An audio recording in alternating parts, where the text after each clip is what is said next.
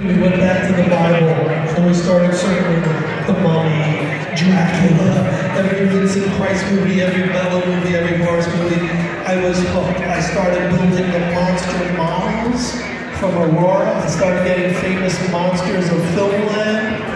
And I'll tell you, that was a big part, not of just my childhood, but it became a big part of this current childhood, the adulthood.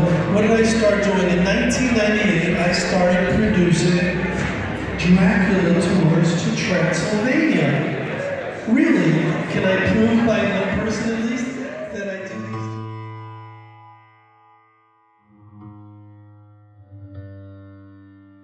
these? Okay, welcome back everybody. Once again, thank you for joining us today for this unbelievable Paracon that we have all indulged in and continue to do so.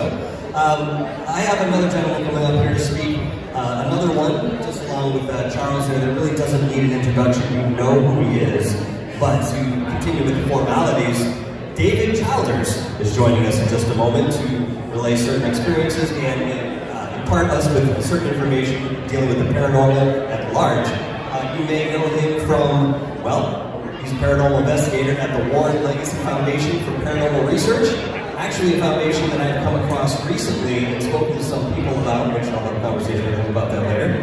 But regardless, you may have seen him on A&E as a paranormal investigator, the Travel Channel, Discovery Plus, Destination America. My friends, the list goes on and on with the credentials of this particular individual. Once again, a legend in his own right, David Childers.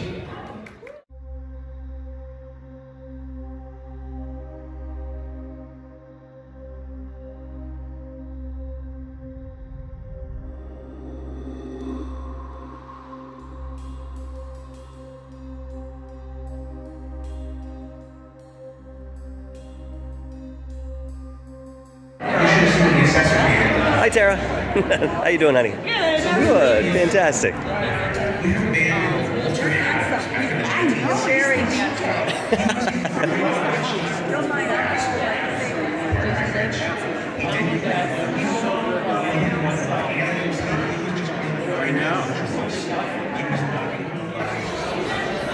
Alright folks, welcome back. We are now going to get into the second part of our event today. Another speaker coming on, a very fantastic individual by the name of Shannon As a Dream within the Screen. She's also known as the Queen of Darkness in her own words. She says, I have dedicated myself to exploring the paranormal and sharing my love of the goth and alternative fashion with the world. I have made a name for myself as a talented poet and author, crafting dark tales that I've been told and making a little poem proud. My passion for uncovering the unknown has led me to become a skilled paranormal investigator with Long Island Paranormal Investigators, as seen on my Ghost Story, Travel Channel's Most Terrifying Places in America, and various news stations and podcasts.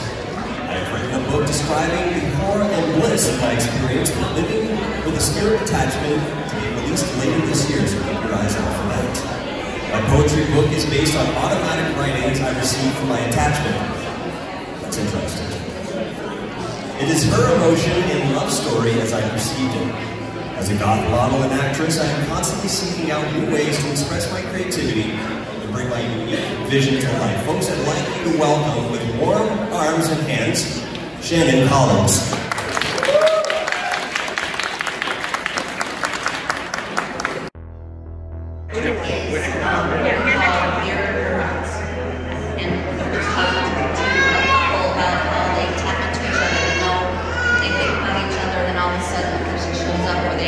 They text one another and say, how do we know that? So I went to a postgraduate course at Harvard. And at Harvard, these medical doctors are talking about mirror neurons. What is that? That is our psychic abilities. It's tapping into one another. So when a couple are together, or Thomas and I are talking, or I'm talking with a patient, the brainwave that I get into is going to match the brainwave of my patient. Comes from an automobile. This automobile was a 1964 Dodge 330 police car called Golden Eagle. Golden Eagle, portrait each made. It was a very problematic car. strange things would happen. Back in the 1960s, people didn't wear seatbelts back then. So the police would turn the corner, roll out of the car. Problematic, you know, it keeps happening and happening and happening. It took an investigator to talk with him. And when we brought the piece out, he actually left the stage. He was just like, no. This here is an African Nkisi. Nkisi Nkandi. Now, Nkisi means vessel. Nkandi means hunter. So this is a vessel for hunting. This is a revenge doll.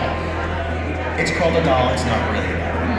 Now you'll see there are various nails and shards of metal that are pounded into it. Each one of them is an intention, as well as the rope that's tied and bound. You would use these if somebody did you wrong, took your land, stole your goat, things like that in the African Congo. A feeling, a smell, a memory, and whatnot, and things like that. So this next piece was approached to us because we researched the paranormal by someone who wanted to know if we'd like to add it to our collection for research. Now, Lauren, just show them what it is. Ooh, it's a fork, right? It's pretty foreboding, right? Fork. So what's so scary about this fork, or what's the history behind this fork? Well, this is one of the forks that Jeffrey Dahmer used to eat people with. If you have any questions, please feel free. Do you feel that?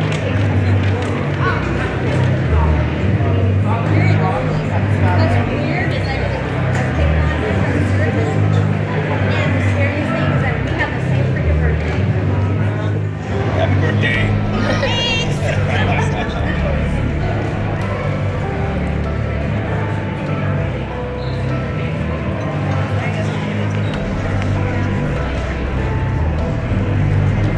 Again, like, we do this, I think it's not loud, it's not. Please give it up once again for Thomas Gormley and I mean, the fact of the matter remains is that when you get into the paranormal field, whether you think you know what you're doing or not, the truth is you're going to find something that may change your entire modality of thinking. And the type of work that this group does fosters that exact experience. Now, before we get going on the next speaker here, I never really introduced myself. I'm sorry, you're probably all wondering what I'm doing up here. This is going to happen. My name is Michael Roser. I am the founder of DarkHourParanormal. It's a YouTube channel that works with Third Phase of Moon, the largest ufology channel on YouTube, as well as Dr. J Radio Live, who is the late Mark Bell's producer. Midnight in the Desert, Coast to Coast AM. I've had a lot of work with these individuals, and of course, I make documentaries on many different things. In fact, most recently, I'm working on a second follow-up to the Montauk Project. Some of you may be familiar with this. Everybody knows Stranger Things, but it goes much deeper into the psyche. And I work with the survivors very intimately to bring about a sort of facilitated healing when it comes to these trauma-based projects, which also have their own esoteric bent to them. That being said, I'd like all of you to take about 10-15 minutes before we bring up the next individual. Please visit our vendors. We have a lot to offer here, and once again, I appreciate you all being here today. Whole new book. But yes, I am James Annitto. I actually am a demonologist. I'm also ordained in 2 different Christian denominations. I was a Catholic deacon and also ordained minister for the Church of Christ. No longer connected to both organizations, but I'm also more famously known for blessing Annabelle and having worked with the Warrens team, Nesper team, and as well appearing on a haunting that he produced, which was called The Devil's Doll. Many others who are involved in this, and things that I can only say so much about, but they said it has to do with the star. We're still trying to figure that out. These vehicles, these interstellar vehicles are alive. They're not, I've seen them. I recorded them, and it was interesting what they would speak of. They would speak of, these entities would speak of prophecies. They would communicate while hovering above these towns and some of the cities.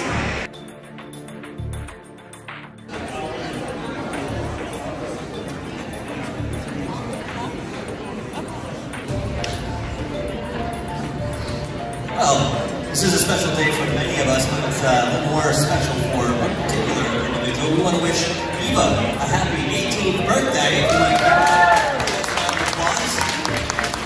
of course, keep that applause going for Shannon Collins' fantastic talk.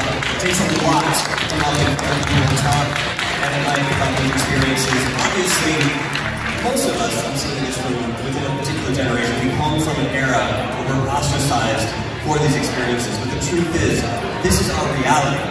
And if we were to deny that, we would be lying to ourselves, and just as bad, lying to anybody else, we might have that type of reflection. So the experiences that Shannon had dictated are very interesting to me for many different dynamic reasons, which, I mean, she covered a handful of how she had her own relationships with these attachments. Myself, I've had two experiences with two attachments that lasted 3 months each independently.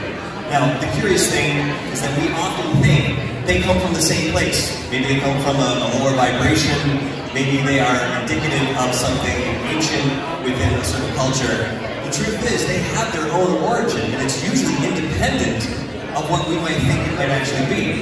So, just as we have a moment here before we take a quick break, of course, enjoy these vendors once again, I'll relay a little bit about my experience with these two attachments.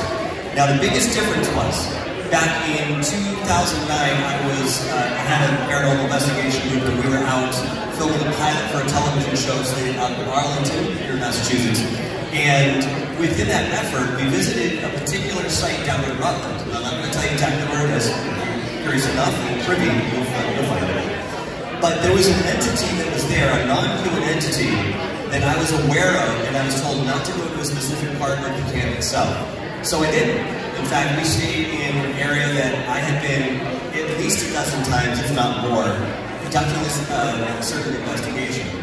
Now, the issue was that through my intentions, I always had a thirst to experience a little bit of that dark edge. Maybe it's insanity, maybe it's curiosity outside of the intellect, I don't know what it was. But the truth is, that's, I think, at the core what I was looking to experience, regardless of what I was telling people. So, during this investigation, there was an entity that came directly to me, and I saw it as a very large shadow figure with my physical eyes enter into the construct against the night sky as a reflection, or rather a shadow. And I'd say it was about 8.5, 9 feet tall, sunken in. It reminded me of the Point Pleasant Mothman without the wings. So you still have these big red eyes, very classic looking sort of entity. This thing stood behind me and started screaming profanities to the likes of which I'd never even heard, okay? We've all been around for a while, and we've gotten a few things under, but this one had a completely different acumen that he was following quite clearly. He was really upset that I was there. And I kept trying to express that I'm not here for you, I'm here for others, and all of a sudden, out of that same opening, I saw all these shadow figures lining right around us in the perimeter of this dwelling that we were in. Now, this was very jarring to my senses, because when you see movement like that, you automatically assume there's going to be sound associated with it. And for me, it wasn't just that the sound was absent, there was a void that was created. And I heard in my head, I am Legion.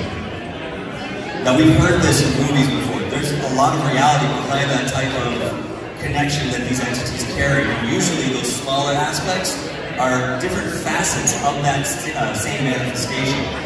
So I'm learning this as I'm going forward. Within this investigation, at one point I started, having visions of this thing. The entire room turned red in my third eye. It was almost like a fever dream. And I started getting ill.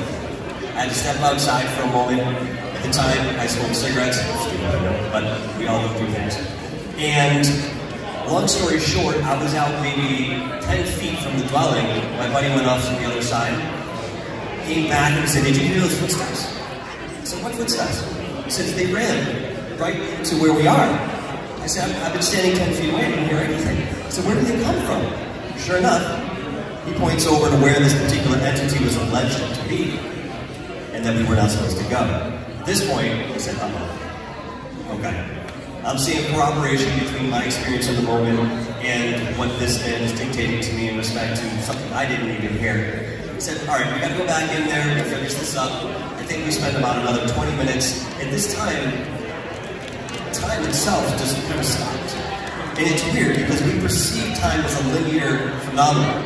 But at the end of the day, it's not. And of course, some of these speakers that we've had so far have sort of alluded to that, if not directly addressed it. But we have a construct, we have a 0 point within our energy. And this connects us to this time, to the personality that you've chosen to be, and that's there for a reason.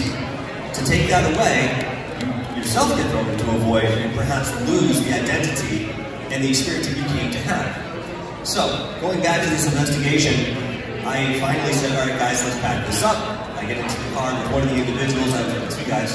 The other guy went on his own way, and as we're driving out of this place, a very long road through the woods, I looked at him and I said, man, something's wrong.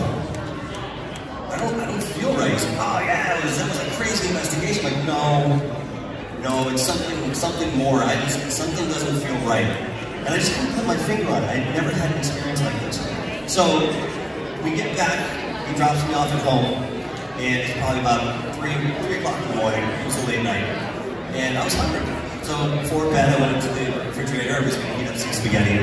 As soon as I put this thing in the microwave, energy pops up behind me. The freeze-on experience of all that hair standing on your body, stand straight up. I was experiencing all of it. I started getting this undulating energy that was sort of vibrating my entire body. And I said, oh no, I know what this is. You can't be here. No, they didn't care. They did not care one iota. So I was finding myself walking around the house trying to find a safe space. Eventually we could go out on the porch, but it was waiting for me when I came back in. I laid down that evening, and I attempted to ignore the physical sensations that I was having, never mind what I was seeing in my mind's eye. And I started feeling this thing pull one hair at a time on my head. One hair. It's a physical phenomenon. And I started seeing the shadows in front of the VCR lights, darting back and forth. And my girlfriend at the time is sleeping soundly next to me, doesn't feel the bed shake violently, to which I'm almost holding on, trying to wake her up and getting no response. Now, in this panic, of course, I could have kept going. But I didn't because I wasn't in the right mind.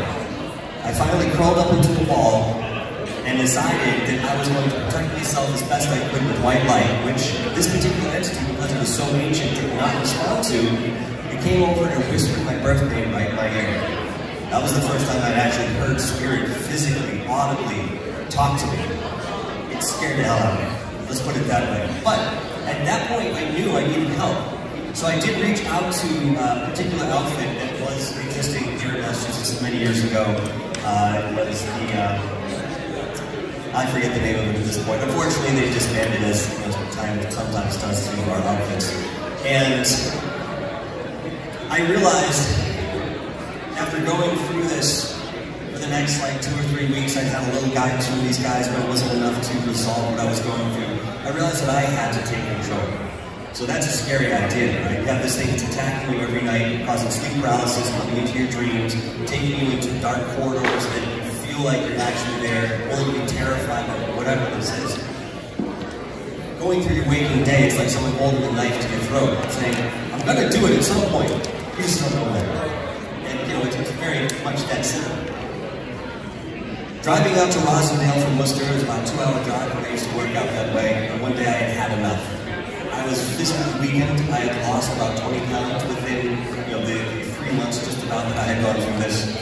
My relationship was absolutely on the rocks. It was deteriorating in front of my eyes. My sister disappeared in the Connecticut River for 7 hours. And to this day, only knows that she washed up on the shores in the dark and somebody happened to be passing by and pull her out. At that time, this entity said, see what I can do? That was a threat.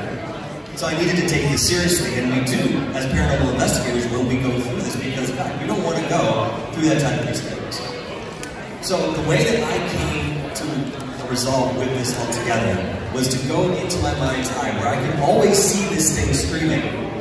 Still there, whether I had my eyes open or closed, I know it's hard to believe, I could see this entity. And I confronted it. And when I did, the therapy, I turned around, stood right in front of it. They said, what do you want? I said, well, I didn't want to talk to you, number 1. Number 2, definitely didn't want you coming with me. And he said, but you called. And it didn't matter that I was looking for other spirits that were there. He was the one who answered. In the spirit world, they will always come to you. It may not be in the time frame that you think. Again, time is not linear. So they'll still come to you, and they honor that request. So I knew it was up to me, if I wanted to make a difference in my life and the people around me, to eradicate and right the experience that I was having. So when I'm talking about confronting this entity, it becomes a little more nebulous in how to actually describe this, and I'll do the best I can. It felt like I was in a waking state and a meditative state at the same time. And as I'm talking to this, and I'm kind of appealing to the notion that I wasn't looking to have this experience, no, I have nothing against you, you can do what you want, I don't care, just don't involve me in it. It's starting to back away, very slowly. Within this effort, I called in the only protection that I have ever known to work on something this large, and that's Archangel Michael's Legion of Light. Regardless of what you believe, there's an energy out there that you can use and utilize in this respect based on that vibration. Oh, he came right into it. Now, he didn't come in to solve my problems. He was there as an ancillary product. So he was there to bolster my energy, keep my vibration where it needed to be, so that I may right the wrong that I had committed. But I put it that way because the experience is what it is. So again, I continue to talk to this thing. If I were to give you a time, it was probably a good 15-20 minutes that I was looking at this until it backed away all the way, about a football field away, if I were to give you some sort of description. And there it sat for the next 2 months. It didn't interact with me, it didn't bother me, and then eventually tucked out. Now, the significant thing about this experience is that 8 weeks prior to me catching this attachment, somebody else did. And it was actually exercised off of her by a different paranormal group. Her name is Jody Mayhem. She wrote 2 books about this entity. When I finally caught up with her, about 13, 14 years later, we had parallels that we shouldn't have when dealing with this entity. We knew for a fact it was the same thing. The reason this entity was on this property is because there was a group of people who were working with black magic who didn't really have a foundation in what they were doing or the knowledge to do what they were doing. So they rose this thing, utilized it for their purpose, never put it back. So, my message in sharing this, and of course we're going to move on in just a moment here, is that when you're going into the paranormal field, you need to exercise a certain caution. You need to bring the knowledge and experience of not only your own, but others that you listen to and talk to that have been in situations where, I mean, look, you're not going to step on a boat without 2 paddles. You're not going to find yourself in the middle of a storm and not have a sail. So you need to prepare yourself mentally, physically, spiritually, otherwise, if you want to be serious about this type of work. And if you do it that way, by and large, you'll have positive experiences. Alright? So we're going to take another break here, folks, and we will be back. Please visit our fantastic vendors. They're everywhere. And they have something to offer everyone. And we'll be back soon with the next speaker.